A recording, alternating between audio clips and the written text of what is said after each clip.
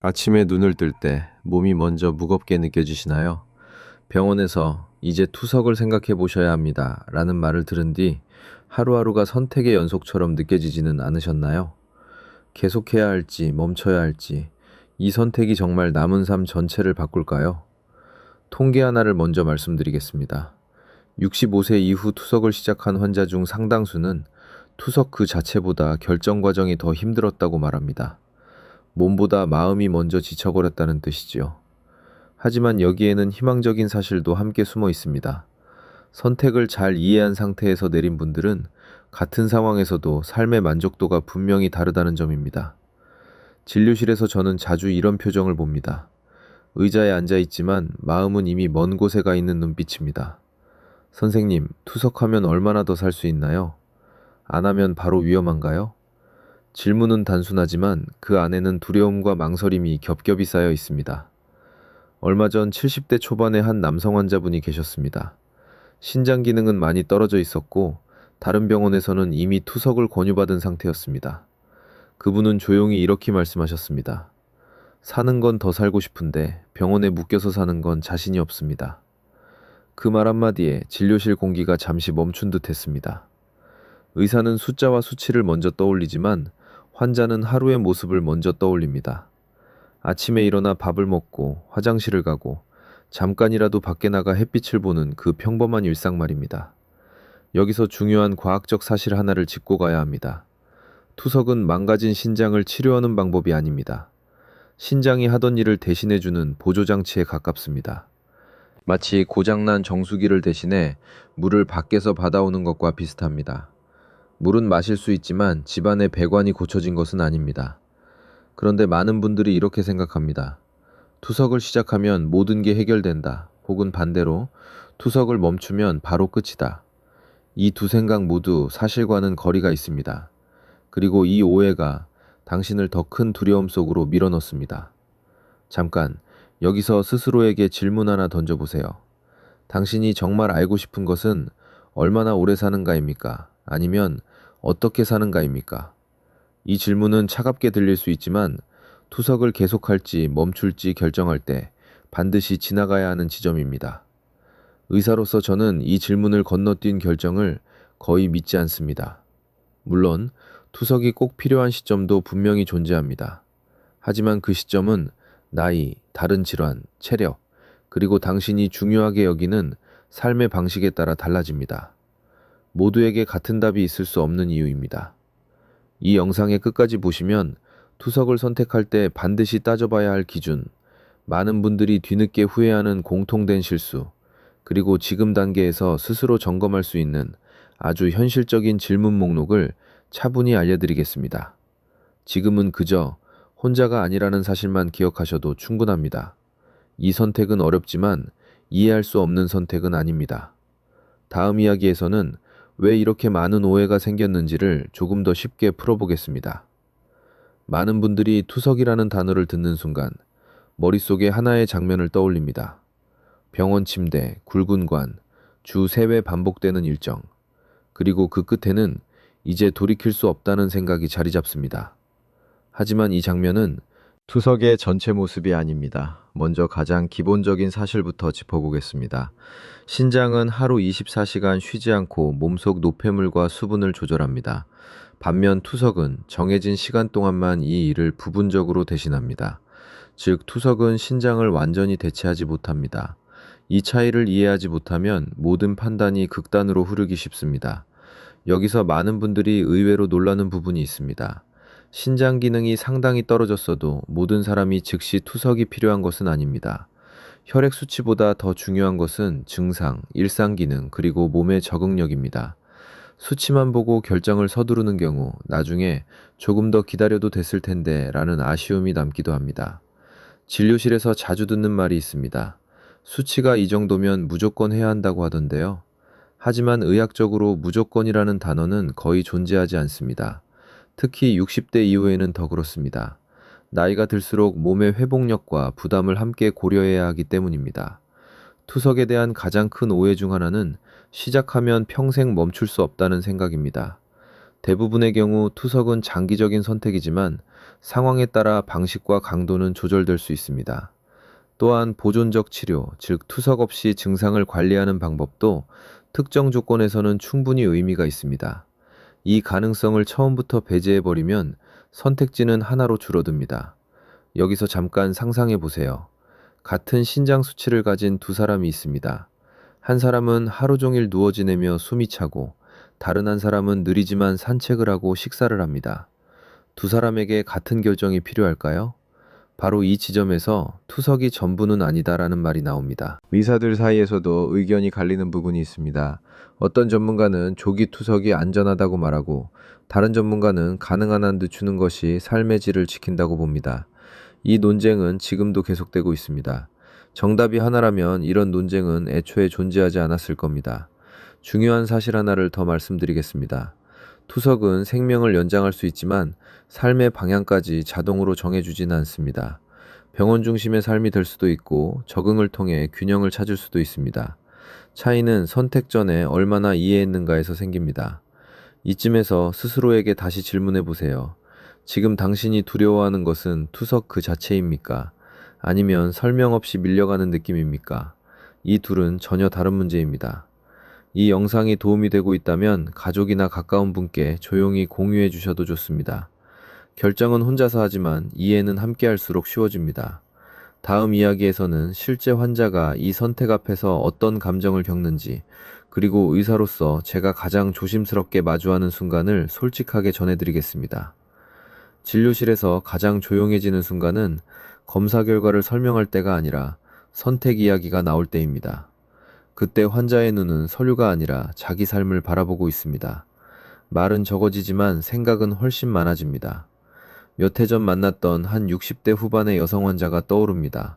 신장 수치는 이미 많이 떨어져 있었고 의학적으로는 투석을 논의해도 이상하지 않은 상태였습니다. 그분은 검사지를 오래 바라보다가 작은 목소리로 이렇게 물었습니다. 선생님, 투석하면 제가 저희 손주를 유치원에 데려다 줄 수 있을까요? 이 질문에는 혈액 수치도 경기 단계도 들어있지 않았습니다. 대신 삶의 장면 하나가 들어있었습니다. 아침마다 손주의 손을 잡고 천천히 길을 걷는 그 짧은 시간 말입니다. 그 순간 저는 의사이기 전에 한 사람으로서 잠시 숨을 고를 수밖에 없었습니다. 많은 분들이 투석을 살기 위한 선택이라고만 생각합니다. 하지만 실제 환자들은 어떤 모습으로 살 것인가를 더 먼저 묻습니다. 여기에는 가족, 역할, 자존감이 얽혀 있습니다. 특히 오랜 시간 누군가를 돌보며 살아온 분들일수록 이 질문은 더 무겁습니다. 의학적으로 한 가지 분명한 사실이 있습니다. 신장 기능이 떨어질수록 피로, 식욕 저하, 집중력 감소가 나타납니다. 이 증상들은 서서히 다가와 어느 순간 일상을 잠식합니다. 그런데 흥미로운 점은 이 불편함이 항상 투석 시작 시점과 정확히 일치하지는 않는다는 것입니다. 몸은 생각보다 오래 버티기도 합니다. 바로 이 지점에서 환자와 의사의 시선이 엇갈립니다. 의사는 이제 준비해야 합니다 라고 말하고, 환자는 아직은 괜찮은데요 라고 느낍니다. 둘 다 틀리지 않습니다. 다만 기준이 다를 뿐입니다. 의사는 위험을 미리 보고 환자는 오늘을 살고 있습니다. 그 여성 환자분과의 대화는 한 번으로 끝나지 않았습니다. 몇 주에 걸쳐 생활 패턴, 체력, 식사, 가족 상황을 함께 살폈습니다. 그리고 결론은 즉시 투석이 아니라 면밀한 관찰과 보존적 치료였습니다. 그 결정은 미루기가 아니라 선택의 연장이었습니다. 여기서 많은 분들이 의외로 놀랍니다. 투석을 당장 시작하지 않는 선택이 반드시 무책임한 것은 아니라는 점입니다. 오히려 충분한 이해 없이 시작한 투석이 정신적 탈진을 앞당기는 경우도 있습니다. 이건 두려움을 조장하기 위한 말이 아니라 현장에서 반복해서 보는 현실입니다. 당신도 혹시 이런 감정을 느끼고 계신가요? 몸은 힘들지만 아직 포기하고 싶지는 않고 누군가가 대신 결정해 주길 바라는 마음. 이 감정은 약함이 아닙니다. 선택의 무게를 정상적으로 느끼고 있다는 신호입니다. 의사들 사이에서도 언제부터가 적절한가에 대한 의견은 갈립니다. 어떤 이는 수치를 기준으로 말하고 어떤 이는 증상을 더 중요하게 봅니다. 그래서 저는 한 가지 원칙을 늘 기억합니다. 환자의 삶을 모른 채 내린 결정은 완전할 수 없다는 점입니다. 이야기의 끝에서 그 여성 환자분은 이렇게 말했습니다. 선생님, 결정을 미룬 게 아니라 제 삶을 한 번 더 살펴본 것 같아요. 이 말은 지금도 제 진료의 기준으로 남아 있습니다. 다음 이야기에서는 이 선택을 바꾸는 결정적인 질문, 의사가 반드시 던져야 하지만 쉽게 말하지 않는 그 질문을 조심스럽게 꺼내보겠습니다. 투석을 앞두고 가장 중요한 순간은 결정을 내리기 직전이 아니라 질문을 제대로 던지는 순간입니다. 그런데 이 질문은 의사도 환자도 쉽게 입 밖으로 꺼내지 않습니다. 왜냐하면 이 질문은 치료가 아니라 삶을 건드리기 때문입니다. 저는 진료실에서 항상 같은 질문을 속으로 준비합니다. 하지만 아무에게나 바로 묻지는 않습니다. 상황을 보고, 눈빛을 보고, 말 사이에 숨을 보고 나서야 조심스럽게 꺼냅니다. 지금 이 치료를 통해 무엇을 가장 지키고 싶으신가요? 이 질문을 들으면 대부분의 분들이 바로 대답하지 못합니다. 잠시 멈춥니다. 그 침묵 속에는 수많은 생각이 지나갑니다. 수명, 가족, 고통, 비용, 체면, 두려움. 하지만 시간이 조금 지나면 의외로 단순한 말이 나옵니다. 남한테 패기치고 싶지 않아요. 혼자 화장실은 가고 싶어요. 아침에 눈 뜨는 게 무섭지 않았으면 좋겠어요. 여기서 한 가지 많은 분들이 예상하지 못한 사실이 있습니다. 투석 여부를 결정짓는 핵심은 신장 수치가 아니라 지켜야 할 삶의 우선순위인 경우가 많습니다. 같은 수치를 가지고도 전혀 다른 결정을 내리는 이유가 바로 이것입니다. 의학적으로 보자면 투석은 분명 생명을 연장할 수 있는 치료입니다. 이 점은 부정할 수 없습니다. 하지만 동시에 주 2회에서 3회의 병원 방문, 식이 제한, 피로 누적이라는 현실도 함께 옵니다. 이 부담을 어떤 분은 감당할 수 있다고 느끼고 어떤 분은 삶이 너무 좁아진다고 느낍니다. 정답이 다른 이유입니다. 의사들 사이에서도 이 지점에서 의견이 갈립니다. 어떤 전문가는 조금이라도 빨리 시작하는 것이 안전하다고 말합니다. 반면 다른 전문가는 증상이 분명해질 때까지 기다려도 된다고 봅니다. 이 차이는 의학 지식의 부족이 아니라 어디에 가치를 두느냐의 차이입니다. 여기서 반전 하나를 말씀드리겠습니다. 투석을 선택한 분들 중에서도 너무 늦게 시작했다고 후회하는 분보다 충분히 이해하지 못하고 시작했다고 말하는 분이 더 많습니다. 치료 자체보다 결정 과정이 더 힘들었다는 뜻입니다. 이 사실은 숫자로 잘 드러나지 않지만 현장에서는 아주 분명합니다. 이쯤에서 당신에게도 질문 하나를 드리고 싶습니다. 만약 지금의 치료 선택이 당신의 하루를 조금 더 길게 만들어주지만 조금 덜 자유롭게 만든다면 당신은 어떤 균형을 원하시나요? 이 질문에는 옳고 그름이 없습니다. 다만 외면하면 안 될 뿐입니다. 저는 종종 환자에게 이렇게 설명합니다. 이건 시험 문제가 아닙니다. 틀린 답을 고른다고 바로 낙제되는 선택도 아닙니다. 선택은 수정될 수 있고 조정될 수 있고 다시 생각할 수 있습니다. 중요한 것은 질문 없이 밀려가지 않는 것입니다. 만약 지금 이 이야기가 당신의 마음을 조금이라도 건드린다면 혼자만 붙잡고 있지 않으셔도 됩니다. 가족과 나누고 의사에게 다시 묻고 시간을 요청할 권리가 당신에게는 있습니다. 치료를 받는 사람은 항상 설명받을 권리를 함께 가지고 있습니다. 다음 이야기에서는 투석이 실제로 우리 몸에 어떤 변화를 가져오는지, 기대할 수 있는 것과 기대하지 말아야 할 것을 아주 현실적으로 짚어보겠습니다. 이 부분을 이해하면 선택은 훨씬 덜 두려워집니다. 투석을 이야기할 때 가장 많이 듣는 말은 이것입니다.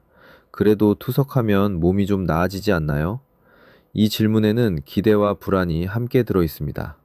그래서 지금부터는 희망도 한계도 있는 그대로 말씀드리겠습니다. 먼저 분명한 사실부터 짚겠습니다.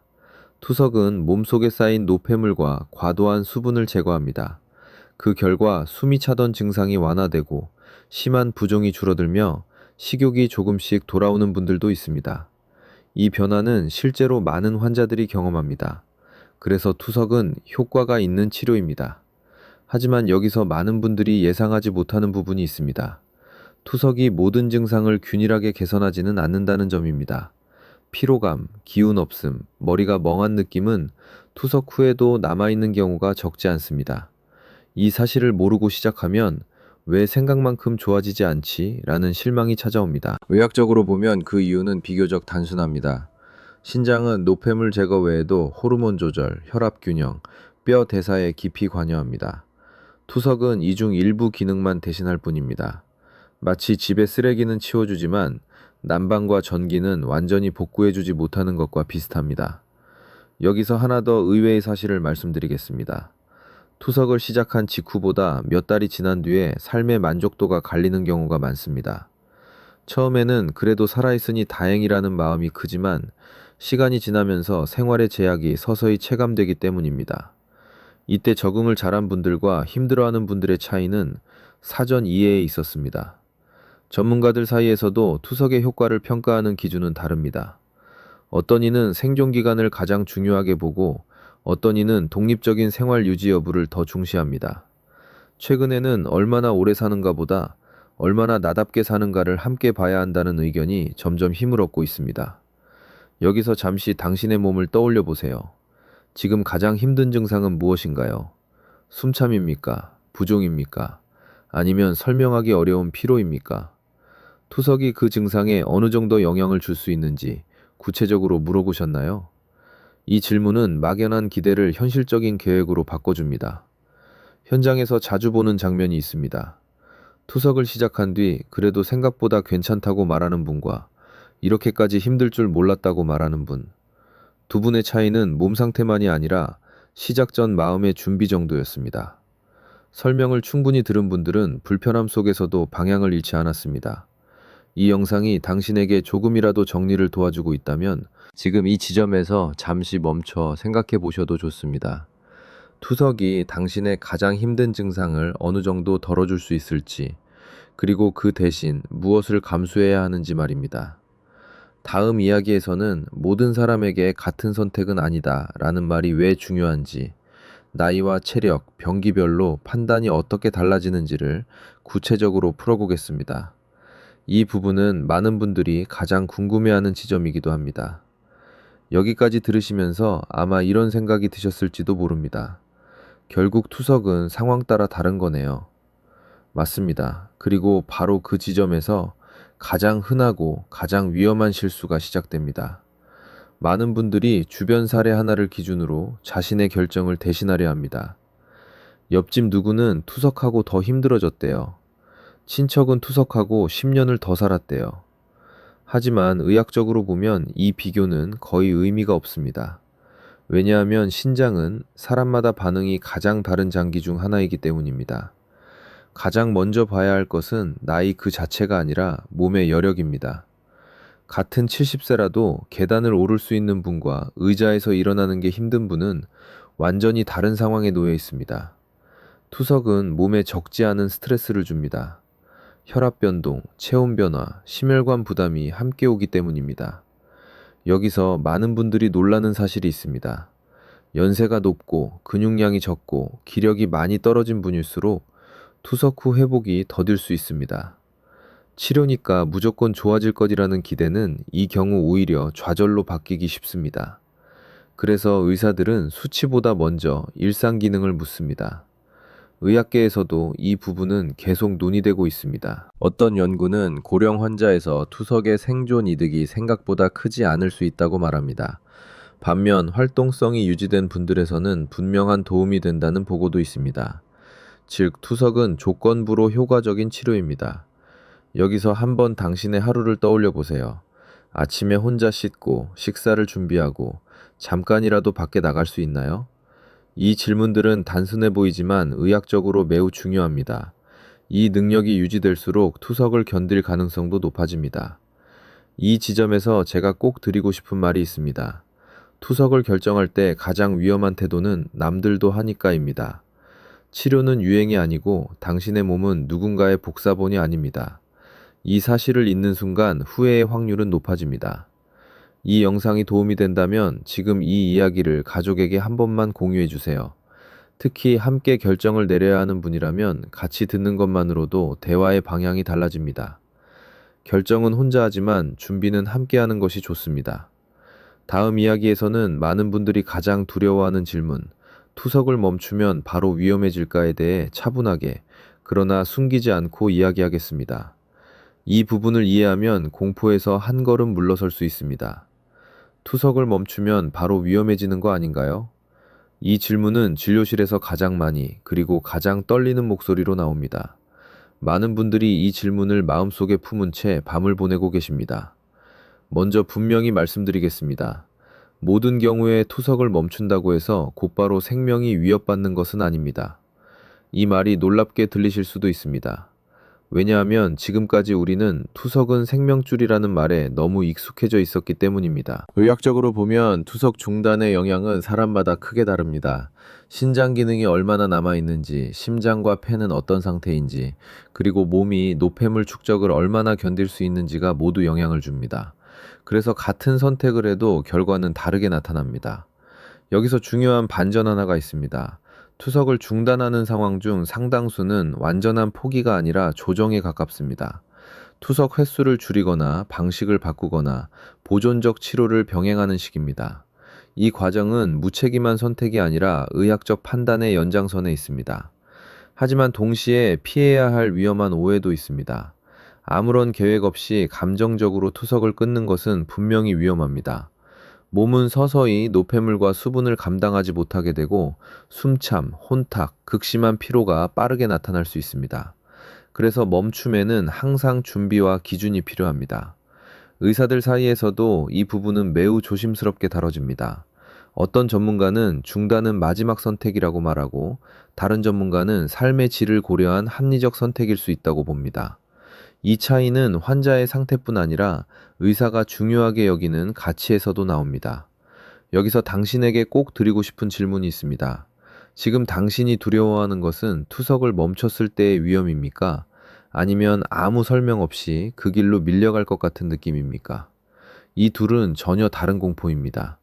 현장에서 보면 충분한 설명과 계획 속에서 투석을 조정하거나 중단한 분들은 남은 시간을 훨씬 평온하게 보내는 경우도 있습니다. 반대로 두려움에 떠밀려 원치 않는 치료를 이어간 분들은 몸보다 마음이 먼저 무너지는 경우도 있습니다. 이 차이는 선택의 방식에서 생깁니다. 지금 이 이야기를 들으면서 가슴이 조금 답답해지셨다면 그건 당신이 이 문제를 가볍게 보지 않고 있다는 증거입니다. 두려움은 무지에서만 오는 것이 아니라 중요한 것을 지키고 싶을 때도 생깁니다. 다음 이야기에서는 많은 분들이 예상하지 못했던 의외의 반전 포인트, 투석보다도 삶의 질을 더 크게 좌우하는 요소가 무엇인지 말씀드리겠습니다. 이 부분을 알게 되면 선택의 기준이 조금 달라질 수 있습니다. 여기까지 오셨다면 아마 마음속에 이런 생각이 스칠지도 모릅니다. 그럼 결국 투석보다 더 중요한 게 있다는 건가요? 네, 있습니다. 그리고 이 사실은 많은 분들이 예상하지 못한 지점에서 드러납니다. 의외로 투석 여부보다 삶의 질을 더 크게 좌우하는 요소는 몸의 균형입니다. 조금 더 정확히 말하면 영양 상태, 근육량, 그리고 활동성입니다. 이 세 가지는 투석을 하든 하지 않든 당신의 하루를 결정짓는 핵심 요소입니다. 많은 분들이 신장 수치에만 집중하다 보니 체중이 줄고 근육이 빠지고 기운이 떨어지는 변화를 당연한 노화로 넘깁니다.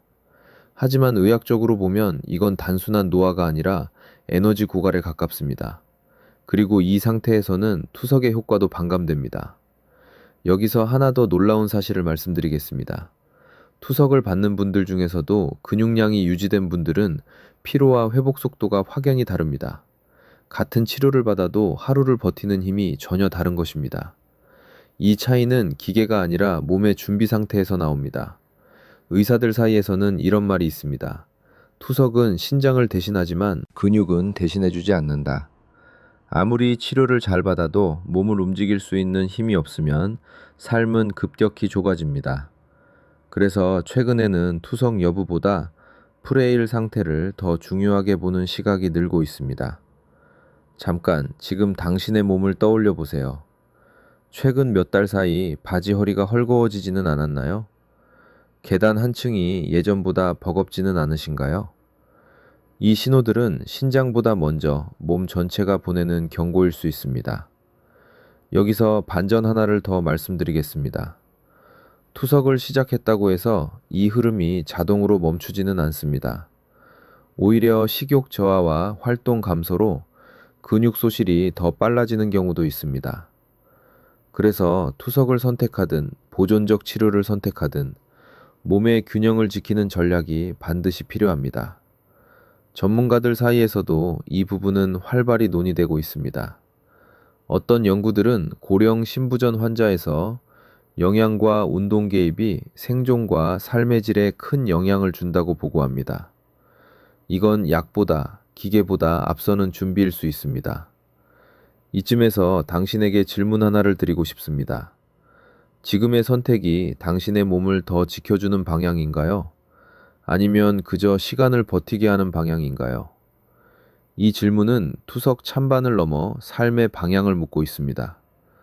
다음 이야기에서는 이 모든 선택이 가족에게 어떤 변화를 가져오는지, 환자 혼자만의 문제가 아닌 이유를 조심스럽게 풀어보겠습니다.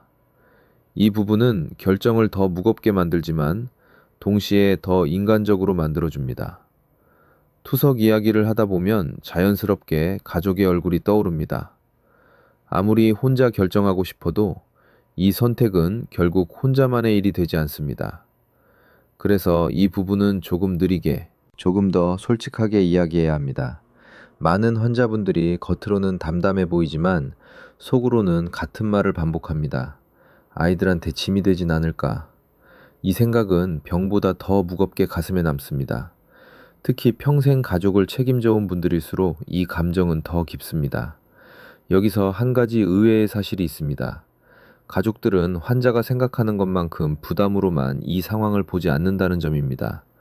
오히려 아무 말 없이 혼자 결정하고 혼자 감당하려 할 때 더 큰 상처를 받는 경우가 많습니다.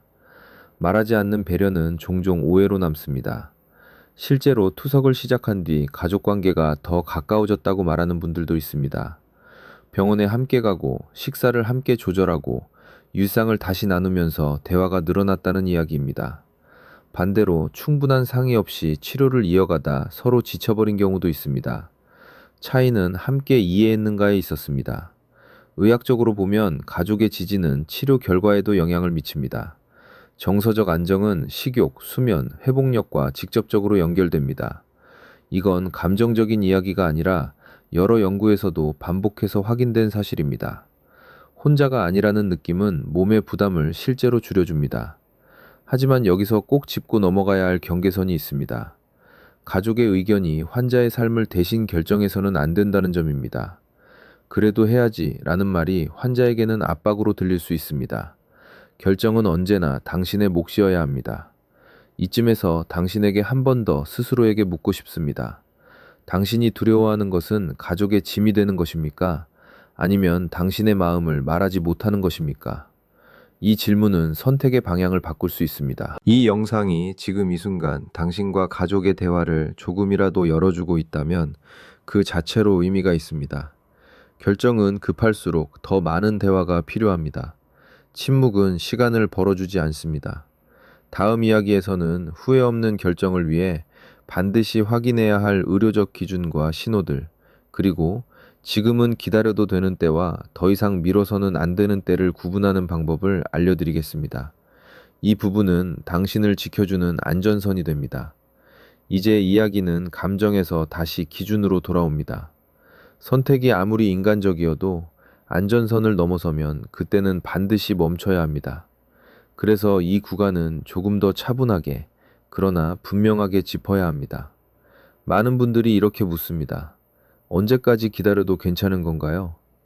의학적으로 보면 명확한 신호들이 존재합니다. 이 신호들은 두려움을 만들기 위한 것이 아니라 몸이 보내는 구조 요청에 가깝습니다. 가장 먼저 살펴봐야 할 것은 숨입니다. 가만히 있어도 숨이 차고 밤에 누우면 더 답답해진다면 몸속 수분 조절이 이미 한계를 넘고 있을 가능성이 큽니다. 이건 단순한 피로가 아니라 심장과 폐가 함께 부담을 느낀다는 신호입니다. 두 번째는 의식과 집중력입니다. 말이 느려지고 생각이 자주 끊기고 평소 하지 않던 실수를 반복한다면 노폐물이 뇌에 영향을 주고 있을 수 있습니다. 이 단계에서는 조금만 더 버텨보자는 판단이 오히려 위험해질 수 있습니다. 세 번째는 식사와 체중 변화입니다. 아무리 노력해도 먹는 양이 계속 줄고 체중이 빠르게 감소한다면 몸이 에너지를 유지하지 못하고 있다는 뜻입니다. 이 상태에서는 투석 여부를 떠나 어떤 치료도 효과를 내기 어렵습니다. 여기서 중요한 반전 하나가 있습니다. 이 신호들이 나타났다고 해서 곧바로 공포에 빠질 필요는 없습니다. 중요한 것은 이 신호를 언제 알아차리느냐입니다. 조기에 인지하면 치료 선택의 폭은 오히려 넓어집니다. 의사들 사이에서도 이 기준들은 비교적 공통적으로 받아들여집니다. 수치보다 증상, 증상보다 기능, 즉 얼마나 걷는지, 얼마나 먹는지, 얼마나 깨어있는지가 판단의 핵심이 됩니다. 이건 냉정하지만 동시에 매우 현실적인 기준입니다. 이 지점에서 제가 환자에게 자주 드리는 말이 있습니다. 지금은 선택을 미룰 수 있는 시기인지 아니면 준비를 시작해야 하는 시기인지 구분하는 게 먼저입니다. 모든 결정이 당장 내려져야 하는 것은 아닙니다. 하지만 아무 준비 없이 미루는 것은 선택이 아니라 방치입니다. 당신에게도 이 질문을 조심스럽게 드리고 싶습니다. 최근 한 달 사이 몸이 보내는 신호를 기록해 본 적이 있으신가요? 숨, 식사, 기운, 수면, 이 네 가지만 적어도 판단은 훨씬 명확해집니다. 다음 이야기에서는 지금까지의 모든 내용을 하루, 이틀, 일주일이라는 현실적인 시간 단위로 바꿔보겠습니다. 오늘부터 무엇을 할 수 있는지를 구체적으로 정리해 드리겠습니다. 이제 선택은 조금 더 손에 잡히기 시작합니다. 여기까지 오셨다면 당신의 머릿속은 조금 복잡해졌을지도 모릅니다. 그래서 이제는 생각을 행동으로 아주 천천히 옮겨볼 시간입니다. 크게 바꾸지 않아도 됩니다. 지금 할 수 있는 것부터면 충분합니다. 먼저 오늘 할 수 있는 일 하나입니다. 하루를 세 구간으로 나눠 몸의 상태를 느껴보는 것입니다. 아침에 눈을 떴을 때의 숨, 점심 이후의 기운, 저녁 무렵의 피로도, 이 세 가지만 의식해도 몸의 흐름이 보이기 시작합니다. 이건 기록이 아니라 관찰입니다. 두 번째는 식사의 속도를 바꾸는 것입니다. 무엇을 먹느냐보다 어떻게 먹느냐가 지금 단계에서는 더 중요할 수 있습니다. 천천히 씹고 중간에 젓가락을 내려놓는 습관은 소화 부담을 줄이고 식후 피로를 완화합니다. 이 작은 변화가 몸의 에너지 소모를 줄여줍니다. 세 번째는 아주 짧은 움직임입니다. 운동이라는 말이 부담스럽다면 움직임이라고 생각하셔도 됩니다. 식사 후 5분 집안을 천천히 한 바퀴 도는 것만으로도 근육과 순환은 자극을 받습니다. 이 습관은 투석 여부와 관계없이 몸을 지키는 기본입니다. 여기서 많은 분들이 묻습니다. 이렇게 해서 뭐가 달라질까요? 의외로 이런 작은 준비를 한 분들은 중요한 결정을 앞두고도 훨씬 덜 흔들립니다. 몸의 상태를 알고 있다는 감각이 두려움을 줄여주기 때문입니다. 의학적으로도 이 과정은 의미가 있습니다. 몸의 반응을 관찰한 기록은 의사와의 대화를 훨씬 구체적으로 만들어줍니다. 그냥 힘들어요가 아니라 오후 3시쯤 숨이 더 차요 라고 말할 수 있게 됩니다. 이 차이는 치료 방향을 바꾸기도 합니다. 이제 일주일을 하나의 단위로 생각해 보세요. 7일 동안 숨, 식사, 기운, 수면을 크게만 체크해도 몸의 패턴이 보입니다. 이 패턴은 투석을 계속할지 조정할지 아니면 조금 더 지켜볼지 판단하는 중요한 자료가 됩니다. 이 지점에서 제가 꼭 드리고 싶은 말이 있습니다. 준비는 결정을 강요하지 않습니다. 오히려 선택권을 넓혀줍니다. 아무것도 하지 않으면 결정은 남의 손으로 넘어가지만 준비를 하면 당신의 속도로 갈 수 있습니다. 이 영상이 지금 이 순간 당신에게 작은 방향표가 되고 있다면 그걸로 충분합니다. 완벽할 필요도 빨라야 할 이유도 없습니다. 당신의 몸은 당신 편입니다. 다음 마지막 이야기에서는 이 모든 선택을 내려놓고 조금 숨을 고르는 시간, 그리고 남은 삶을 어떤 마음으로 대하면 좋을지 차분히 마무리해드리겠습니다. 이제 끝이 보입니다. 이제 이야기를 조금 천천히 마무리해 보겠습니다. 여기까지 오신 당신은 이미 하나의 중요한 일을 해냈습니다. 두려움만으로 결정하지 않겠다고, 자신의 삶을 한 번 더 들여다보겠다고 스스로에게 허락하신 겁니다. 투석을 계속할지, 조정할지, 혹은 멈출지를 고민하는 과정에서 우리는 많은 질문을 지나왔습니다. 얼마나 오래 사는지, 어떻게 사는지, 누구와 함께 사는지, 이 질문들은 의학 문제이면서 동시에 삶의 문제였습니다. 기억하셨으면 합니다. 투석은 정답도 패배도 아닙니다. 필요한 때에는 분명히 도움이 되는 치료이고, 때로는 삶의 방향을 다시 생각하게 만드는 계기이기도 합니다. 중요한 것은 그 선택이 당신의 이해와 동의 위에 놓여 있는가입니다. 많은 분들이 이제 너무 늦은 거 아닐까요? 라고 묻습니다. 하지만 진료실에서 제가 보는 현실은 다릅니다. 오늘 자신의 몸을 느끼고 오늘 질문을 던진 순간이 가장 빠른 시작입니다. 어제보다 늦을 수는 있어도 내일보다 늦지는 않습니다. 지금 이 시점에서 당신에게 꼭 전하고 싶은 말이 있습니다. 당신의 가치는 치료 방식으로 결정되지 않습니다. 투석을 하든 하지 않든 당신은 여전히 존중받아야 할 삶을 살고 있습니다. 이 사실을 잊지 않는 것이 모든 선택의 출발점입니다. 혹시 오늘 몸이 조금 더 무겁게 느껴지더라도, 마음이 조금 더 복잡해지더라도 괜찮습니다. 이건 나빠지고 있다는 신호가 아니라 무언가를 바로 보려는 과정일 수 있습니다. 이 과정에는 시간과 호흡이 필요합니다. 이제 아주 작은 제안을 드리고 싶습니다. 7일만 몸을 관찰해 보세요. 숨, 식사, 기운, 수면. 완벽하게 하지 않아도 됩니다. 느끼는 대로만 적어도 충분합니다. 이 7일은 결정을 재촉하지 않으면서도 당신을 지켜주는 안전한 시간입니다. 그리고 가능하다면 이 과정을 혼자만 품지 마세요. 가족에게, 의사에게 또는 신뢰하는 사람에게 조금씩 나누세요. 말로 꺼내는 순간 두려움은 조금 작아집니다. 지금까지 이 긴 이야기를 끝까지 들어주신 당신께 진심으로 감사드립니다. 당신은 도망치지 않았고, 외면하지 않았고, 자신의 삶을 존중하려 했습니다. 그 자체로 이미 충분히 잘하고 계십니다. 마지막으로 작은 약속 하나만 해볼까요? 댓글에 데이 1/7 챌린지 시작이라고 남겨주세요. 이건 남을 위한 선언이 아니라 당신 자신을 위한 기록입니다. 작은 시작이 삶의 방향을 바꿉니다. 오늘도 당신의 하루가 조금 덜 두렵고 조금 더 존엄하길 바랍니다. 지금까지 당신 곁에서 이야기한 의사였습니다.